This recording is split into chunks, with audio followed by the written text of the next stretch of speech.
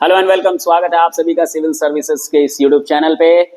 आज first page पे, Indian express के फर्स्ट पेज पे न्यूज है जो कि बिहार असेंबली इलेक्शन से रिलेवेंट है। जी हाँ, ऐसा देखा गया है कि इंडिया ब्लॉक की टीम या फिर महागठबंधन की टीम ने सीएम के फेस को रिवील किया है और ये सीएम के फेस पे कोई और नहीं बल्कि आरजेडी के लीडर तेजस्वी यादव जी है। At the same time deputy CM के फेस को भी रिवील किया गया है और उनका नाम दिया गया है मुकेश साहनी जी को, जो कि वीआईपी पार्टी से बिलोंग करते हैं, विकासशील इंसान पार्टी से बिलोंग करते हैं। लेकिन एट द सेम टाइम जब ये रिवील कर रहे थे प्रेस कॉन्फ्रेंस में, तो कांग्रेस लीडर अशोक गहलोत जी का एक स्टेटमेंट है जो काफी विवादास्पद है। सुनिएगा, पेपर में क्लियरली मेंशन किया गया है।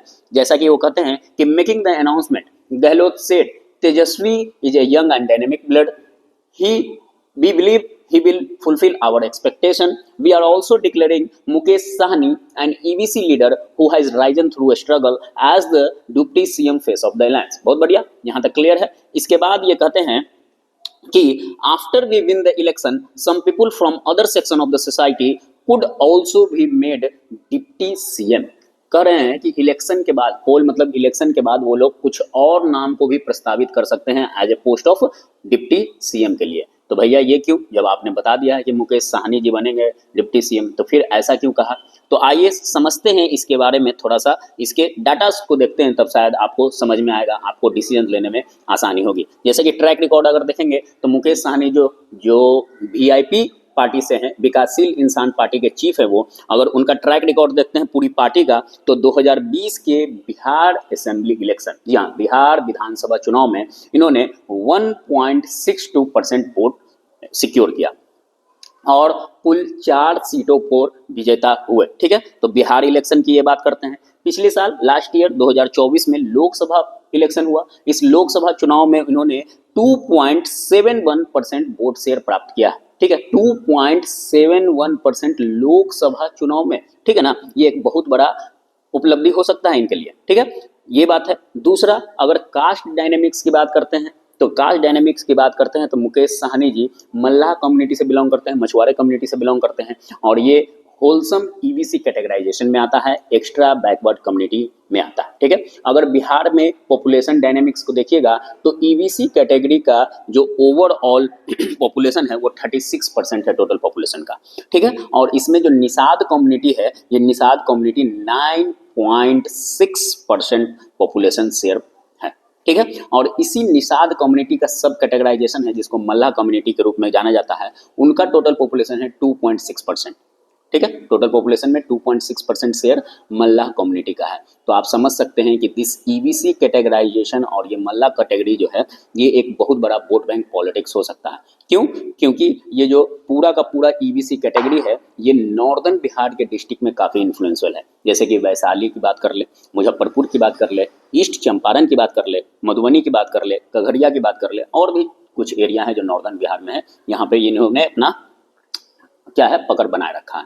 तो इस कारण से शायद मुकेश साहनी जी को लिया गया है, क्योंकि बाद में ये कह ही रहे हैं कि इलेक्शन के बाद हम लोग किसी और नाम को प्रस्तावित कर सकते हैं। ठीक है, चलिए कोई बात नहीं है, ये तो अपना बात हो गया। लेकिन अगर बात करते हैं कि जब ये नॉमिनेशन हो चुका था, जब ये बातें क्लियर हो चुकी है, तब किस तरह से तेजस्वी जी ने रिएक्ट किया, तो तेजस्वी जी ने addressing the press briefing, Tejashwi thanked his parents Lalu Yadav and Rabri Devi, उन्होंने अपने माता पिता को धन्यवाद दिया, and all top Mahagathbandhan leaders, particularly Congress leader Sonia Gandhi and Rahul Gandhi and Mallikarjun खड़गे। तो जी हाँ, उन्होंने अपने माता पिता को धन्यवाद दिया, साथ ही साथ जितने भी टॉप लीडर्स हैं उन सबको धन्यवाद दिया, जिसमें इंक्लूड किया उन्होंने सोनिया गांधी जी को, राहुल गांधी जी को और मल्लिकार्जुन खड़गे को। उन्होंने एक बड़ा अच्छा स्टेटमेंट बताया इसी में, जिसको मैं पढ़ता हूँ, जरा ध्यान से सुनिएगा इस बात को, कि कहते हैं तेजस्वी जी कि I alone will not become the CM, मैं अकेले का सीएम नहीं बनूंगा, मुख्यमंत्री नहीं बनूंगा, but everyone from Bihar will become the CM,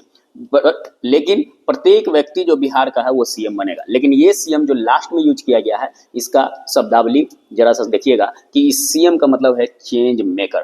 ठीक है, चेंज मेकर मतलब आप समझ रहे हैं, जो बदलाव को समर्थन देने वाला है या फिर बदलाव करने वाला है। तो अगर वो अपने स्टेटमेंट्स पे अडिग रहेंगे और वो उसी तरीके से एक्शन करेंगे, तो that will be very beneficial for Bihar and for India as well.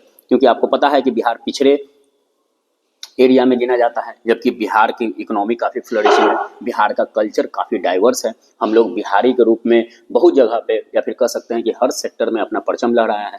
तो ये हमारी जो नई सरकार बने, ये नई सरकार अगर चेंज मेकर होने वाली है तो डेफिनेटली तेजस्वी जी इसके जो लीडर बनेंगे तो एक बहुत बड़ा मुकाम हासिल होगा पूरे बिहारियों के लिए। बात यहाँ तक क्लियर है, सारी बातें क्लियर हैं आप लोगों के लिए। लेकिन यहाँ पर मेरा ये बताने का उद्देश्य सिर्फ इतना ही है, क्योंकि इस न्यूज़ों से, इन सारे स्टेटमेंट्सों से आप जब अपना वोट देने जाएंगे, ठीक है ना, जब आप वोट कर रहे होंगे तो आपको डिसीजन लेने में आसानी होगी कि आप किसको वोट देंगे, ठीक है ना। ये सारी चीज़ें, मैं बायस नहीं हूँ किसी के लिए, मैं किसी को बता भी नहीं रहा हूँ कि किसको वोट करना और किसको वोट नहीं करना। मैं इन्फ्लुएंसर नहीं हूँ कि मैं इन्फ्लुएंस करूँगा कि आप इसको वोट दीजिए या उसको वोट दीजिए। As a teacher, as a tutor, as a guide, मेरा काम बस इतना ही है कि इन द डेमोक्रेटिक पॉलिटिक्स, इस डेमोक्रेटिक पॉलिटिक्स में मेरा योगदान बस इतना होगा कि मेरे जितने भी यंग वन हैं, जितने भी वोटर्स हैं, वो अपने फ्री एंड फेयर इलेक्शन में जो अपना राइट टू वोट है उसका सही इस्तेमाल करें और अपने लिए एक बेहतरीन लीडर को चुने, अपने एक बेहतरीन रिप्रेजेंटेटिव को चुने जो उनके और उनके पूरे एरिया को क्या करे, एक बेहतर समाज बनाने में मदद करे। Thank you very much. Signing off, take care, good bye.